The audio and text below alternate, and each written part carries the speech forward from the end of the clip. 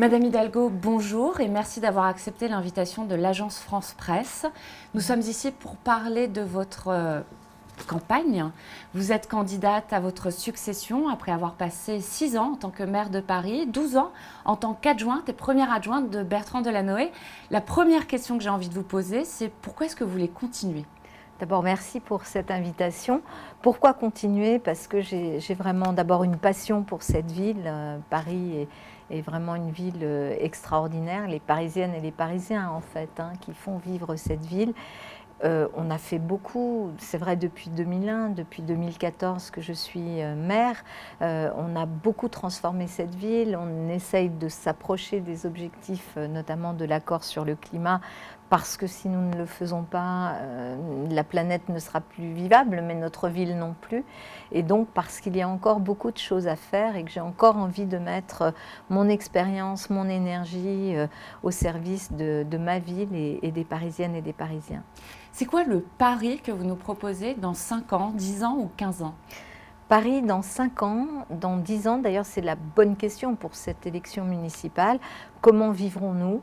C'est pour moi une ville dans laquelle on passe vraiment du minéral au végétal. On a commencé, on a amorcé avec l'agriculture urbaine, avec plus de parcs, de jardins, de terrasses végétalisées, de murs végétalisés, avec la reconquête des voies sur berge, avec des nouvelles places.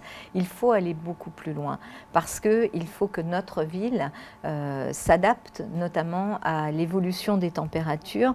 Les scientifiques du GIEC et notamment Jean Jouzel, qui est président de mon comité de soutien, qui est un grand climatologue, annonce pour la fin du siècle des températures pouvant aller jusqu'à 50 degrés à Paris. On a eu une canicule l'été dernier où on a connu un 43 degrés à Paris.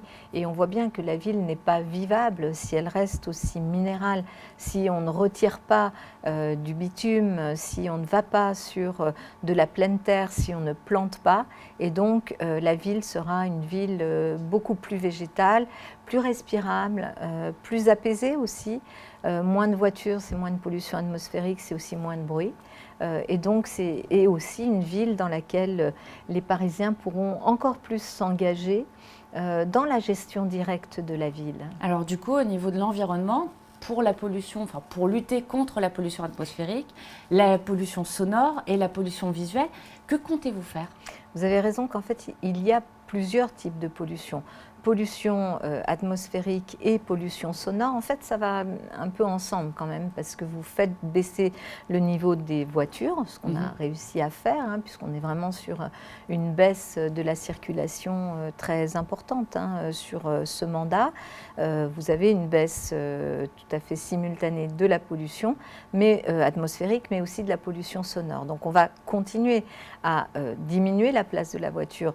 L'idée n'est pas d'interdire toutes les voitures dans Paris ou d'empêcher les voitures. Celles et ceux qui ne pourraient pas faire autrement utiliseront toujours une voiture. Mais il y a d'autres façons de vivre sa mobilité. D'abord, tous ceux qui peuvent faire autrement, c'est mieux d'utiliser les transports en commun, le vélo, la marche à pied, qui est la principale mobilité à Paris et qui n'est pas polluante.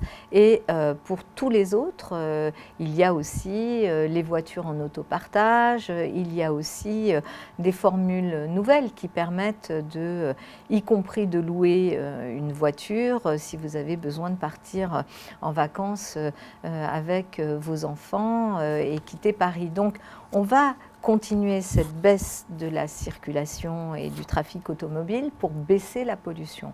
Et puis la pollution sonore sera elle-même aussi baissée. J'ai équipé les équipes qui sont aujourd'hui la police municipale. Je n'ai pas le droit de les appeler encore comme ça, mais c'est l'équivalent de cette police municipale qu'on est en train d'installer. Je les ai équipés de sonomètres, c'est-à-dire de petites machines qui permettent aussi de vérifier les niveaux sonores. Notamment, je pense à une autre pollution sonore qui est quand même le bruit, voilà, les fêtes un peu trop… les tapages nocturnes. Voilà, le tapage nocturne qui existe quand même encore dans un certain nombre de quartiers, et pour pouvoir aussi verbaliser et intervenir. Donc il y a dans mes propositions un plan sur la pollution sonore. Et puis vous avez parlé de pollution visuelle. En général, on met là-dedans la pub. Oui. C'est une question que vous abordiez en 2014. Vous voulez lutter contre la pollution visuelle. Bien sûr. Et depuis, en réalité, vous avez re-signé un contrat pour des panneaux publicitaires avec Clear Channel. Alors, pourquoi? D'abord, c'est vrai qu'il y a encore de la publicité à Paris et des panneaux publicitaires, même si on a réduit vraiment considérablement le volume de ces panneaux-là, et que 50% de l'affichage de chacun de ces panneaux est dédié à de l'information pour les citoyens et de l'information municipale, ce qui n'est pas de la publicité. Après, c'est vrai que si je pouvais me passer de publicité, je le ferais volontiers, mais je n'ai pas encore trouvé la solution magique pour effacer 40 millions de recettes, 40 millions d'euros de recettes du budget de la ville à un moment où on a été très ponctionné par l'État, où quand même on a fonctionné sur cette mandature avec 4 milliards d'euros de moins de recettes liées à des ponctions de l'État ou au fait que l'État n'a pas non plus payé les sommes qu'il nous devait sur des choses très importante, hein. L'allocation pour les personnes âgées en perte d'autonomie, c'est une dépense de 100 millions d'euros chaque année sur le budget de la ville, normalement qui devrait être compensé à 100%. L'État nous rembourse 30 millions seulement sur les 100 millions dépensés. Donc vous voyez, il faut aussi, dans un idéal qui serait effectivement un idéal sans publicité dans nos rues, il faut trouver le chemin pour se passer aussi des recettes. On essaye, on avance, mais ceux qui vous expliquent qu'ils peuvent faire la gratuité des transports sans pour autant faire rentrer des recettes dans le budget de la ville, ils risquent de vous entraîner sur un terrain qui ne s'appelle pas le monde réel. Vous avez dans votre programme une proposition, c'est planter un arbre pour chaque naissance de petites Parisiens ou de petits Parisiens. Ça représente 170 000 arbres. Oui. Comment est-ce qu'on peut faire ça alors que sur la mandature qui vient de s'écouler, vous en avez planté 20 000? On a planté 20 000 arbres nouveaux, plus les remplacements des arbres, puisque les arbres sont des êtres vivants, donc ils ont aussi une vie, une mort, ils ont des maladies et parfois ils ne survivent pas à leur maladie. Donc on a aussi remplacé tous les arbres qui étaient ou malades ou en train de dépérir, et on a planté 20 000 nouveaux arbres dans des rues, dans des parcs, voilà, sur l'espace public. En fait, on ne raisonne plus sur l'espace public tel qu'on a pu raisonner, y compris en 2014. Dans le projet que je présente aux Parisiens, on va vers quelque chose de beaucoup plus massif dans la végétalisation, y compris récupérer des espaces qui sont aujourd'hui dédiés aux voitures, à la chaussée, qui sont des espaces, par exemple, des pistes, des places de stationnement. On récupère 60 000 places, 60 hectares de places que nous pouvons aussi récupérer, dont une partie pourra servir à des agrandissements de trottoirs, une autre partie à des pistes cyclables, mais aussi à des plantations d'arbres.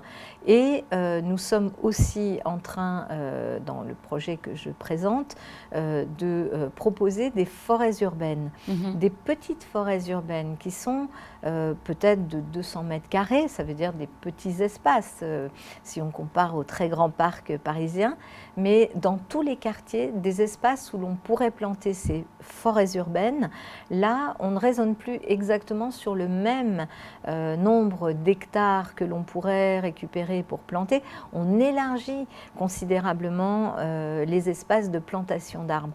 Par exemple, sur le parvis de l'hôtel de ville, on va faire une forêt urbaine en remplissant le parking qui est sous l'hôtel de ville de terre pour pouvoir y planter, avoir de la pleine terre pour pouvoir y planter des arbres. On va faire la même chose gare de Lyon, on va faire la même chose à Montparnasse, on va faire la même chose derrière l'Opéra, et en plus derrière l'Opéra, on n'est pas sur un parking, on est vraiment en pleine terre. Donc ce ne sont pas des arbres dans des pots. Ah non, bien sûr que non. Les arbres dans des pots, c'est joli aussi à certains endroits où on ne peut pas faire autrement. Il nous restait à convaincre, mais je crois que là, on est en train vraiment d'y arriver, les architectes des bâtiments de France qui, chaque fois que, par exemple, on a voulu planter des arbres, y compris sur les voies sur berge, hein, vous savez, on a 8 hectares, là, la moitié de ces 8 hectares va pouvoir être plantée. Donc c'est quand même 4 hectares au cœur de Paris où on va pouvoir planter, y compris des arbres. Jusque-là, on ne pouvait pas, les architectes des bâtiments de France nous disant que la ville était minérale et pas végétale, mais je crois que la discussion qu'on a avec eux et le fait qu'aujourd'hui on doit se situer non pas par rapport au 19e siècle, mais par rapport à la réalisation de l'accord de Paris sur le climat, on doit aller vers cette ville végétale. Très bien. Je vais rebondir sur la question des places de stationnement, puisque votre projet, il y a aussi le pan transport en fait dans votre projet et la place de la voiture. Vous nous dites qu'on ne va pas se débarrasser totalement de la voiture à Paris, mais est-ce que vous pouvez garantir que les Parisiens demain, les banlieusards demain, pourront continuer de venir en voiture à Paris et ne paieront pas plus cher leur place de stationnement dans les garages que vous voudrez demain solliciter, plus qu'ils ne le payent déjà aujourd'hui dans la rue? D'abord, pour les Parisiens, ils ont aujourd'hui ce qu'on appelle le stationnement résidentiel, avec des tarifs qui sont des tarifs extrêmement intéressants. D'ailleurs, on a élargi à plusieurs membres de la famille, on a élargi aussi à des personnes qui avaient des véhicules de fonction ou de travail. Et donc, on a élargi ces bénéficiaires qui sont des Parisiens dans le stationnement résidentiel. L'idée, c'est de ramener une grande partie du stationnement résidentiel dans les parkings de sous-sol où on a beaucoup de place. Bien sûr, on les ramène si on pratique le même tarif. Donc, il y aura pour eux la même tarification. Pour les personnes qui viennent de l'extérieur en voiture dans Paris, d'abord, il faut essayer de venir le plus possible en transport en commun ou par d'autres moyens. S'il n'y a pas d'autres moyens que la voiture, il faut aussi bien sûr que l'on regarde aux portes de Paris par exemple, hein, les possibilités de stationnement. On a ouvert des possibilités de stationnement d'ailleurs couplées avec le pass Navigo qui permettent de déposer sa voiture à des tarifs quand même préférentiels par rapport à ce que coûte un parking habituellement. Donc cette question-là sera bien sûr travaillée aussi à l'échelle métropolitaine et fera l'objet, puisqu'on s'y est engagé dans mes propositions, d'une grande conférence sur le stationnement, notamment à Paris, et la mobilité. Avec le code de la rue. Avec le code de la rue.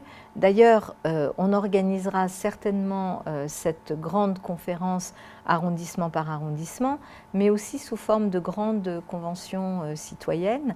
On en a fait plusieurs à Paris sur les questions de pollution de l'air. On a fait des conférences citoyennes sur la propreté avec plus de 100 Parisiens qui ont travaillé sur le sujet. Et je pense que comme aujourd'hui la Convention sur le climat, j'ai eu l'occasion d'assister, de voir ce bel exercice démocratique. On ira aussi vers ce type d'exercice démocratique. Et le périphérique dans tout ça? En 2014, vous disiez déjà que vous vouliez organiser une fête du périphérique, si je me souviens bien, ouais. Une fois par mois, c'est ça? Alors, on en est où? Alors, une fois par mois, ça n'a pas été possible, mais on a fait quelque chose de très osé. D'ailleurs, le préfet de police de l'époque était un peu gêné, mais il l'a fait, il l'a accompagné. C'est Nuit blanche sur le périphérique où on a eu la chance cette année, donc c'était en octobre dernier, de pouvoir faire du vélo et de danser sur le périphérique à la porte de Pantin. Là, c'est un souvenir extraordinaire parce que là, tout d'un coup, on est sur un balcon, c'est silencieux. Il n'y a plus de voitures, c'était vraiment quelque chose d'exceptionnel. Et sur un balcon ouvert sur Paris et sur toute la métropole. Donc bien sûr que l'idée de transformer le périphérique est une idée que nous portons et sur laquelle nous travaillons déjà depuis longtemps. Vous le savez, on a fait d'abord tout un travail avec tous les élus de Paris, tous bords confondus, pour définir une stratégie d'évolution du périphérique. On On a, avec nos voisins d'ailleurs, on a aussi fait travailler des équipes d'architectes, d'urbanistes sur le devenir du périphérique. On a organisé une concertation qui est en cours avec nos voisins, c'est-à-dire les maires de toutes les villes qui sont autour du périphérique et de Paris, qui s'appellent les ateliers du périphérique. Et j'aurai la semaine prochaine, vraisemblablement, des propositions, avant la fin du mois de février, des propositions avec nos voisins sur l'évolution du périph'. Il y a un moment très important pour nous, c'est 2024. 2024, on accueille les Jeux olympiques et paralympiques. Le périphérique doit connaître une première transformation avant 2024. Dans les scénarios que l'on a pour ces transformations, il y a réduire à certains endroits, bien sûr, la place des voies de circulation, ajouter de la végétalisation, des plantations, faire aussi qu'il y ait une file dédiée notamment au covoiturage, au transport collectif, au taxi, parce que je pense évidemment aussi au taxi, pour pouvoir fluidifier et orienter beaucoup plus nos pratiques de mobilité vers des formes qui soient moins impactantes sur la pollution, moins impactantes sur l'environnement. Sur la question des transports, en 2014, vous vouliez que le métro ligne 1 et la ligne 14 fonctionnent toute la nuit, le vendredi soir et le samedi soir. Vous vouliez également que le pass Navigo, et c'est encore dans votre programme cette année, puisse servir, que ce soit le seul outil en fait pour prendre un vélo, prendre une trottinette, prendre les transports en commun. Pourquoi est-ce que vous n'y êtes pas arrivé ? On n'y est pas arrivé parce que ça a bloqué du côté de la région Île-de-France, malheureusement. Hein. C'est une compétence la compétence transport n'est pas une compétence qu'a le maire de Paris.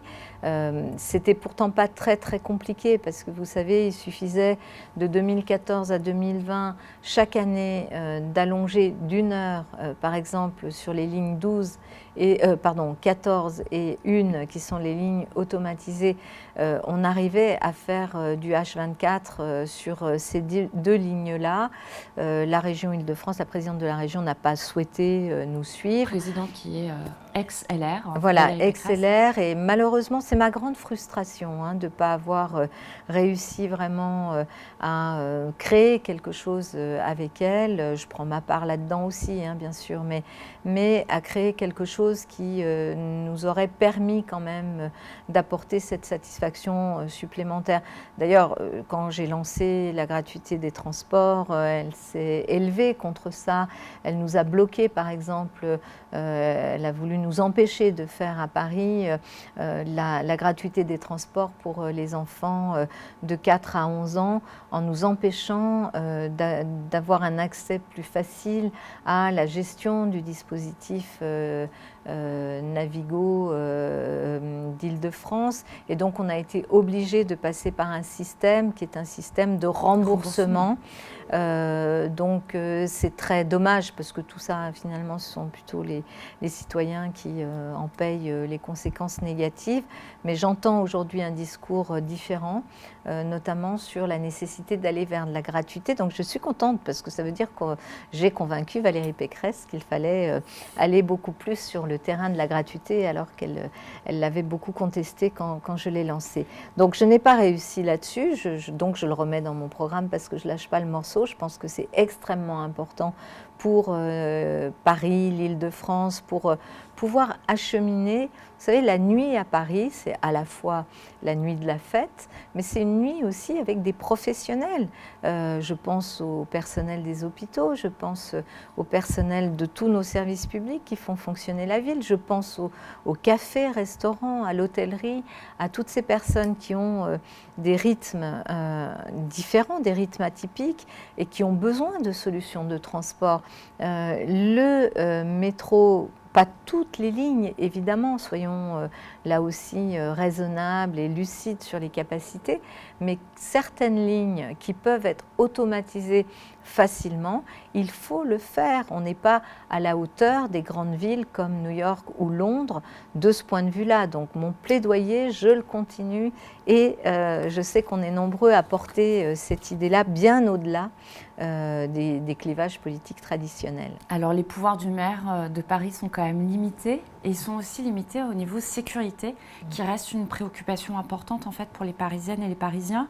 Pendant cette mandature, on a eu littéralement une explosion du nombre de cambriolages, de vols avec violence, d'agressions également, de rixes, malheureusement, où plusieurs dizaines d'enfants sont décédés en fait dans des rixes. Qu'est-ce que vous pouvez faire en tant que maire de Paris ? D'abord, vous avez raison aussi de dire que sur ce sujet-là, historiquement, traditionnellement, c'est évidemment l'État qui a un certain nombre de compétences que le maire n'a pas. C'est l'histoire de Paris. J'ai récupéré un certain nombre de pouvoirs complémentaires, notamment sur une loi, la loi sur le statut de Paris que le Parlement a votée en 2017. C'est une loi sur laquelle le gouvernement de Manuel Valls m'a beaucoup accompagnée et aidée pour aller vers une organisation plus moderne, plus décentralisée, où le maire de Paris récupère des pouvoirs qui sont quasiment de droit commun pour d'autres collectivités. Là-dedans, il y avait la question de la sécurité. Aujourd'hui, grâce à cette loi, parce que j'ai vu aussi en 2015 ce qui s'est passé avec les attentats qui ont été terribles, qu'on a payé très très cher à Paris. Avec les attentats, j'ai vu bien sûr la police nationale se concentrer sur les questions de terrorisme. Ensuite, avec les conflits sociaux, j'ai vu la police nationale se concentrer sur le maintien de l'ordre et abandonner purement et simplement le terrain parisien. On ne voit plus de patrouilles, on ne voit plus d'îlotiers, on ne les voit plus. Y compris, ils ont complètement abandonné la sécurité routière. Je ne leur jette pas la pierre, il n'y a pas les effectifs. Le rapport de la Cour des comptes qui vient de sortir, décembre 2019, donne des chiffres très précis sur la baisse des effectifs dans les commissariats parisiens. Et les commissariats parisiens, ce sont les agents de police qui, normalement, comme dans toutes les villes de France, sont là pour faire régner l'ordre, la loi dans nos rues. Eh bien, ils ne sont plus là, pas parce qu'ils ne le veulent pas, mais parce qu'ils ne sont plus assez nombreux pour être là. Donc j'ai pris la décision, et à partir de 2017-2018... En changeant d'avis. En changeant d'avis, et je le reconnais, bien sûr que les circonstances m'ont amené à changer d'avis.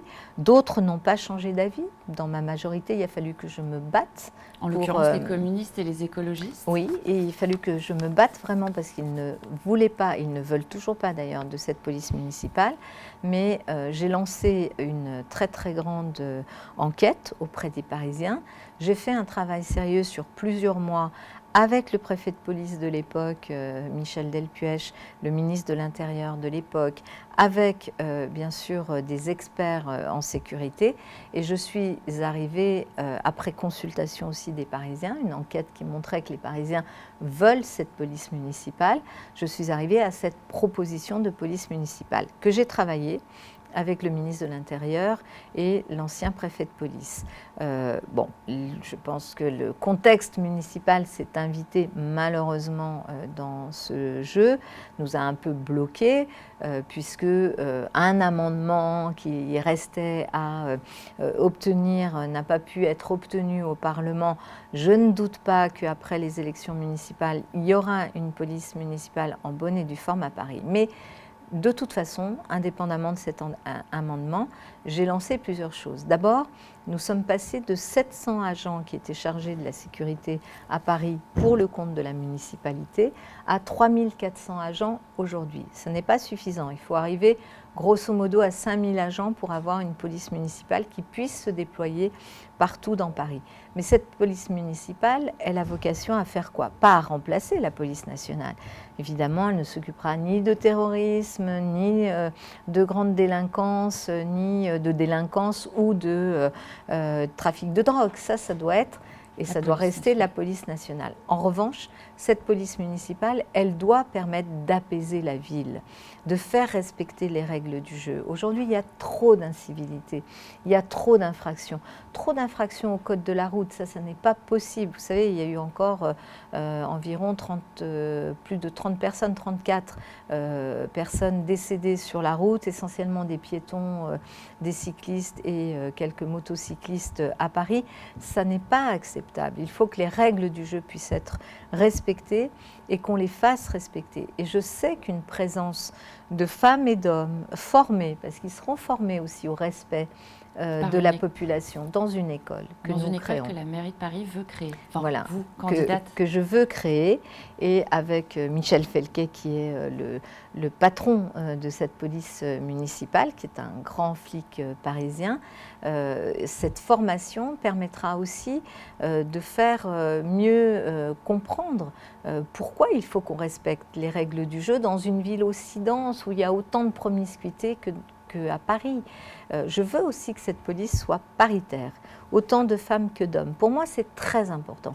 La présence de femmes en uniforme, incarnant l'autorité sur la voie publique, elle doit permettre aussi à toutes les femmes de mieux vivre l'espace public, de moins subir, de ne plus être victimes de ces harcèlements, de ces attitudes qui font que souvent elles peuvent hésiter à sortir, ou même que ça peut avoir un impact sur la façon dont elles vont s'habiller. Je ne veux pas de ça, je veux une liberté totale pour les femmes dans notre ville d'aller et venir. Et ça passe par cette présence d'une police municipale que nous sommes en train de construire.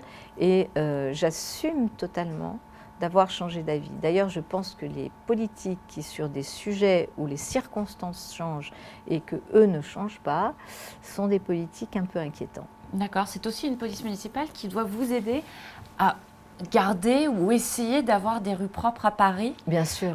Des rues, en fait, où, disons-le franchement, enfin, qui sont parfois un peu sales, avec des matelas qui traînent sur le trottoir, des rats, je renvoie au maire du 17e arrondissement sortant. Comment vous faites demain ? D'abord, il faut là aussi, bien sûr, sur la propreté, ça n'est pas que de la répression, je y reviendrai, c'est d'abord du comportement civique. On est dans une des villes au monde où il y a le plus de poubelles dans les rues. On a changé les poubelles parce que les précédentes, elles n'étaient pas quand même hyper efficaces pour les rats. Hein, elles n'étaient pas adaptées. Voilà, elles n'étaient pas vraiment adaptées. On les a changées, on en a rajouté. On a rajouté des agents de propreté pour nettoyer les rues, pour faire du ramassage des encombrants. J'ai mis en place dans tous les arrondissements des équipes dites urgence propreté. On a une application qui s'appelle Dans ma rue pour pouvoir effectivement signaler des encombrants et des situations pas acceptables. On a un système unique au monde qu'on va revoir parce que là c'est quand même un peu du n'importe quoi dans la pratique qui en est faite d'enlèvement des encombrants gratuit. Il suffit de prendre rendez-vous, sauf que voilà, on a quand même aussi des comportements extrêmement inciviques de gens qui vous expliquent qu'ils payent des impôts donc ils peuvent salir ou qu'ils peuvent déposer leur matelas en toute impunité dans la rue. Donc ça ne sera pas en toute impunité. Ça ne l'est plus d'ailleurs en toute impunité puisque cette police municipale, elle a vocation bien sûr à sanctionner. D'ailleurs, il y a une augmentation très importante du nombre de sanctions de verbalisation. Et vous promettez d'augmenter les amendes ? Bien sûr, parce que je pense qu'il faut que ce soit beaucoup plus dissuasif. Ça n'est pas le cas aujourd'hui.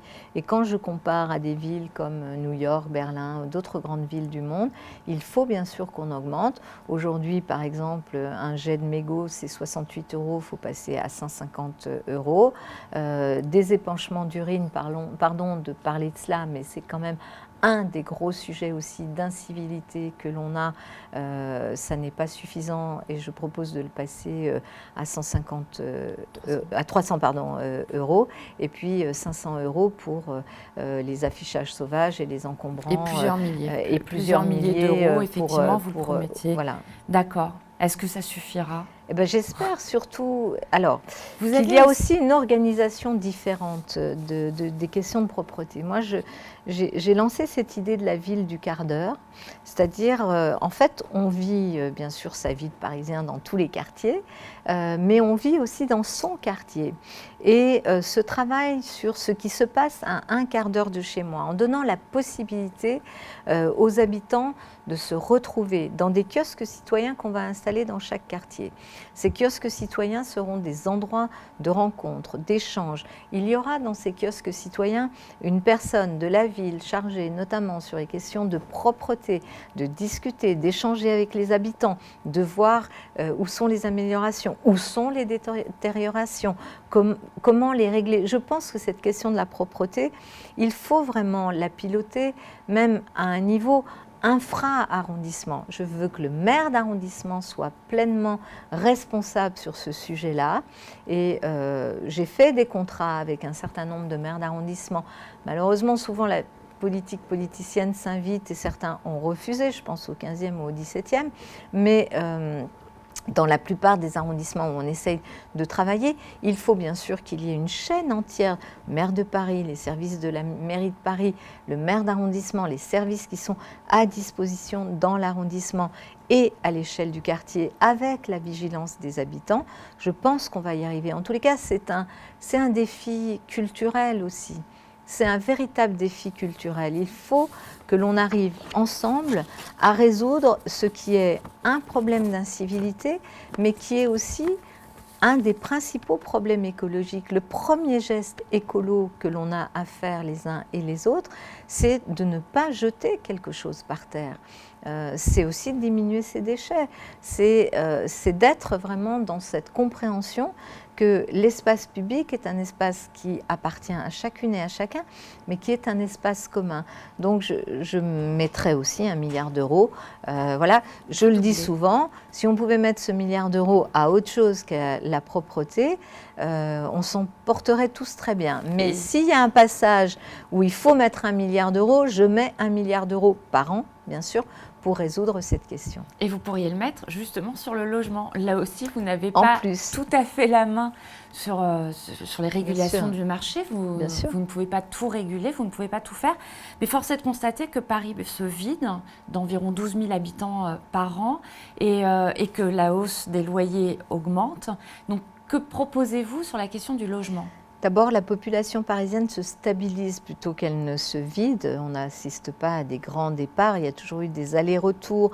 Il y a toujours eu à Paris un phénomène sur les familles et vraiment quelque chose de constant. On est plutôt sur une stabilisation et les démographes prévoient même une augmentation 2024-2025. Donc on est plutôt sur une stabilisation. En revanche, il y a un problème du marché spéculatif immobilier qui est devenu exclusivement spéculatif et qui pose un problème parce que ça fait monter les prix dans le secteur privé et que beaucoup de personnes qui pourraient logiquement pouvoir se loger dans le secteur privé parce qu'elles ont des revenus ne peuvent pas s'y loger parce que c'est devenu prohibitif. Donc, sur le marché privé, plusieurs choses. D'abord, l'encadrement des loyers. Clairement, il faut le maintenir et nous avons décidé aussi d'aider les Parisiens à faire valoir leurs droits. Parce qu'il y en a qui nous disent « Ah ben moi, il y a eu une augmentation de loyer, mais comment je fais pour faire valoir mes droits par rapport à l'encadrement des loyers ?» On va mettre en place des équipes pour accompagner les Parisiens. Deuxième élément qui intervient beaucoup sur le prix de l'immobilier et sur l'hyperspéculation qu'on y observe, c'est le Airbnb. Un certain nombre d'appartements qui échappent au marché locatif ou même à l'accession à la propriété et qui sont sortis donc, de ce qui peut être utile aux Parisiens pour être mis directement sur les locations saisonnières. Là, je ferai un référendum. Je n'ai pas la main juridiquement sur le sujet et le gouvernement n'a pas voulu me suivre lorsque j'ai demandé de limiter le nombre de journées que l'on pouvait autoriser pour les plateformes. C'est 120, c'est trop. Je propose vraiment aujourd'hui d'aller à 30 jours. Mais comme je n'ai pas la main, nous ferons un référendum. Par arrondissement. Par arrondissement, parce que la situation est différente dans chaque arrondissement. Mais nous porterons une proposition collective pour Paris et bien sûr avec des différences possibles entre arrondissements pour que le gouvernement suive la vie des Parisiens, parce que c'est vraiment quelque chose qui est en train aujourd'hui d'abîmer la vie de beaucoup de Parisiens. Vous savez, quand vous avez des immeubles entiers qui se transforment, qui restent 1 ou 2 locataires, d'abord les allées et venues, Airbnb, ça crée des nuisances assez sérieuses. Ça transforme la nature des commerces. D'ailleurs, il y a aussi une démarche de Airbnb de récupérer des locaux commerciaux pour les transformer en location saisonnière. Ce n'est pas acceptable. C'est priver Paris à la fois de son tissu commercial de proximité qui nous est très cher et aussi priver les Parisiens de logements. Donc, il y a une offensive très claire, très nette, je vais la mener sur Airbnb et les plateformes qui exagèrent et qui vont, si on les laisse faire, transformer notre ville dans un sens que nous ne souhaitons pas. Et je sais que les Parisiens me suivent sur ce sujet-là. Sur l'autre aspect du logement, qu'est-ce qu'on a fait là où on pouvait faire? C'est sur le logement social, évidemment. Vous savez qu'aujourd'hui, nous sommes en logements sociaux financés à Paris à un pourcentage de 23,6 logements sociaux sur l'ensemble de Paris. C'est très important, c'est énorme. Ça veut dire qu'on est bien sur la trajectoire de la loi SRU qui dit 25% en 2025. On va continuer. Il faut du logement social. Et là, je le dis, c'est une grande différence que j'ai, y compris avec certains partenaires de la majorité. Nous continuerons à produire du logement social. Bien sûr qu'on va transformer des bureaux en logement, des parkings en logement. On va continuer. On a transformé plus de 350 000 m² sur cette mandature et on va faire encore plus. Mais ça ne suffira pas. La seule transformation de bureaux en logement ne suffira pas à créer le logement social nécessaire, donc on va continuer. Donc ça veut dire qu'il faudra construire aussi du logement social avec des matériaux bois et autres, mais il faut construire, apporter des solutions logement. Et ça, nous allons continuer à le faire. Et puis, des propositions nouvelles que je fais, parce qu'il y a un problème spécifique pour les classes moyennes. Je pense par exemple à tous ces jeunes couples qui veulent fonder une famille, qui sont actifs dans le couple, les deux personnes, mais qui se trouvent vraiment coincés par rapport à cette question du logement. La chambre supplémentaire. Et la chambre supplémentaire. Nous allons créer une société immobilière, publique-privée. La ville de Paris mettra 1 milliard d'euros. Des partenaires publics type Caisse des dépôts mettront 2 milliards. Nous aurons 3 milliards aussi du côté privé, donc une société dotée de 6 milliards d'euros qui permettront de lever 20 milliards. Ces 20 milliards, à quoi serviront-ils? Ils serviront à construire, financer, transformer un certain nombre de bâtiments pour les rendre en logements intermédiaires, c'est-à-dire pour les classes moyennes, à un prix inférieur à celui pratiqué sur le marché de l'immobilier aujourd'hui.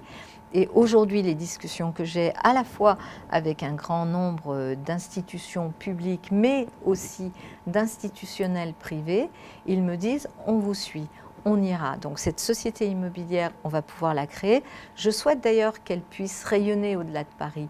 Évidemment, un outil comme celui-là, il doit aussi servir aux collègues qui sont en petite couronne et qui souhaiteraient aussi pouvoir en bénéficier. Et qui sont denses. S'il y avait une mesure à retenir de votre projet, ce serait laquelle?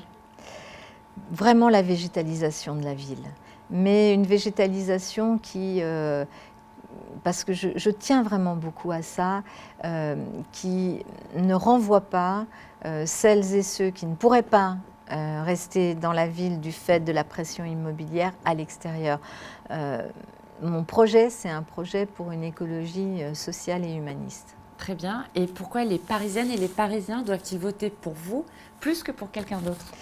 Je pense que les Parisiennes et les Parisiens feront bien évidemment ce qu'ils voudront faire, mais je pense avoir acquis dans ce mandat qui était quand même pas simple, avec beaucoup d'épreuves extérieures, une expérience. J'ai fait preuve de ma détermination, y compris dans des moments de très grosses tempêtes.